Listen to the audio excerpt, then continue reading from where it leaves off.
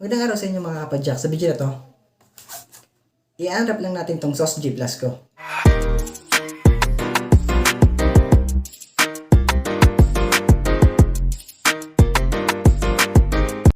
So ngayon is ito na yung Sauce G Plus ko. So kung magtataka kayo ba't nag Sauce G Plus na ako, yung Sauce G kasi na una kong binili is nasira. Yan, ginamit ko siya sa ride. Then yung isa-save ko na yung activity ko sa Sauce G is bigla siyang namatay. Then pagkatapos nun is hindi na siya mabuhay kahit may charge siya. Yan, ito yung video.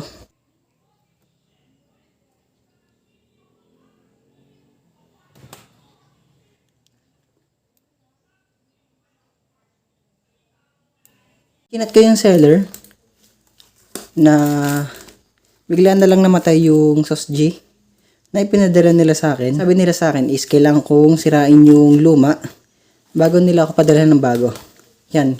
Kaya ito na yung bago kong speedometer ngayon. Ito nga pala yung video, yung sinira ko yung Sauce G na pinadala sa akin. Kasi kailangan ko daw sirain yung Sauce G bago sila mag-send ng panibago. Yan. Assurance siguro na sira talaga yung item na pinadala nila. Yan. Ito yung video. So, update lang dito sa Sauce G na binili natin dati. Ngayon is hindi na siya gumagana. Kaka-ride ko lang ng isang araw. Then pag uwi ko sa bahay bigla na lang namatay. Nabubuhay lang siya pag china-charge. Pero pag nakakahugot yung charger niya is namamatay. Kaya ngayon is kinakausap ko yung seller para palitan nila. Ang sabi nila kailangan kong sirain to para padalhan nila ako ng panibago.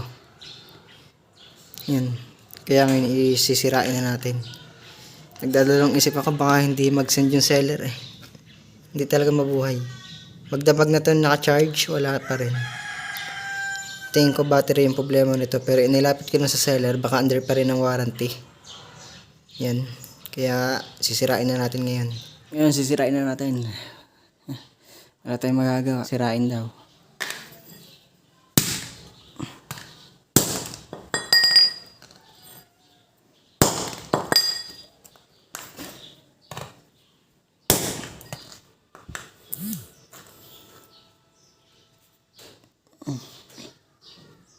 Buo pa rin.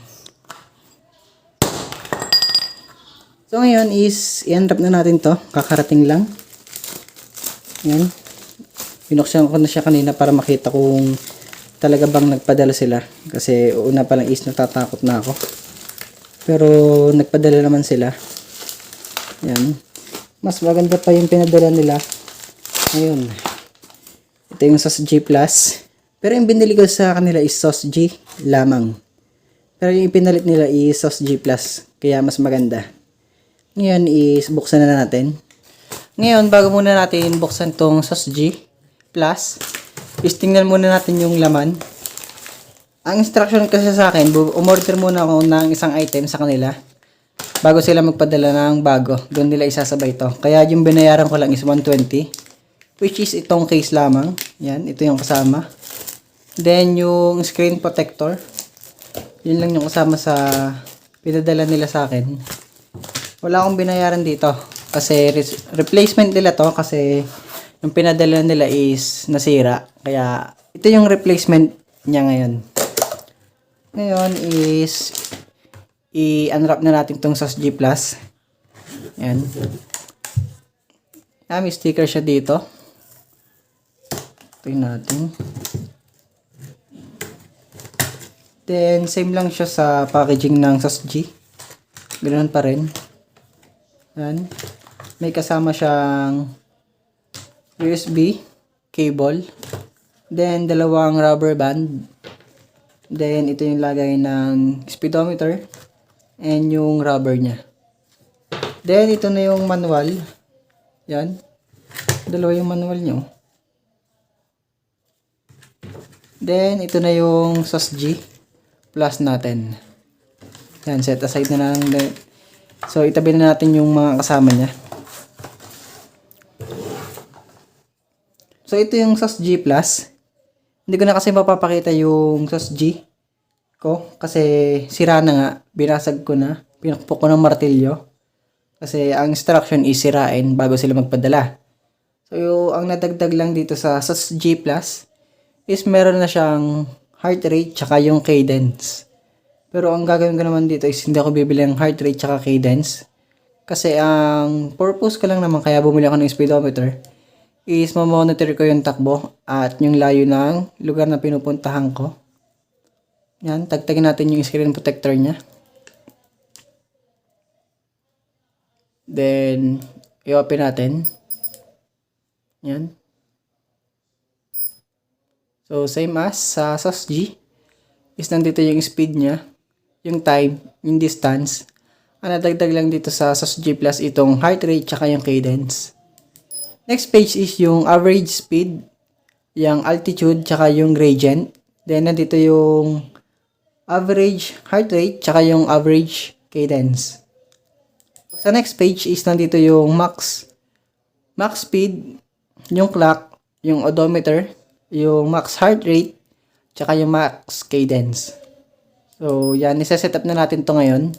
Sa P1 is nandito yung tire circumference. Yan. I-search nyo na lang kung anong size ng wheel size ninyo sa Google. Yan, may makikita naman kayo.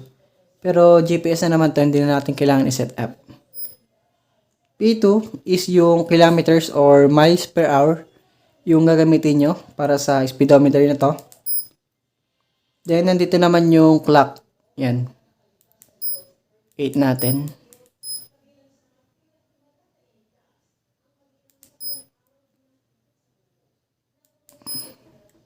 Meron ding mobile application ng SOS na mas madali kayo makapag-setup doon kumpara dito sa mismong speedometer kayo magse-setup. So, isave na natin.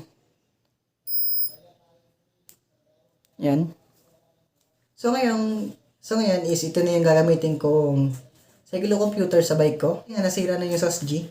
So, ngayon is titingnan natin kung tatagal din ba to. Kasi yung SOS G na una kong binili is 7 man lang tumagal. So, ito is titingnan natin kung gaano siya katagal. Pero ang tingin ko doon kaya nasira yung SOS G is sa battery niya. Kasi ang bilis na rin malobat nun. Wala pang 22 hours, sabi ng SOS G is magagamit mo siya ng 22 hours. Kasi akong problema ng SOS G na pinadala nila sa akin, which is kahit 3 bar yung percentage niya is nagbabawas siya na bigla, na 2 bar siya bigla. Then pagkatapos nun, babalik na uli siya sa 3 bar. Kaya yun yung nakita kong problema ng unang product na pinadala nila, which is itong SOS G. Ngayon is sira na. Ang kinagandahan lang naman dito sa SOS G Plus ay meron na siyang heart rate monitor at cadence sensor. Pero hindi naman kailangan ng heart rate monitor at cadence sensor. Ang pinakagusto ko lang talaga ma-monitor is yung top speed at yung distance na tinatakbo ko. So hanggang dito lang itong video nito. Kung hindi ka pa nakasubscribe, subscribe ka na at click mo yung notification bell para may updated ka sa mga videos na upload ko pa.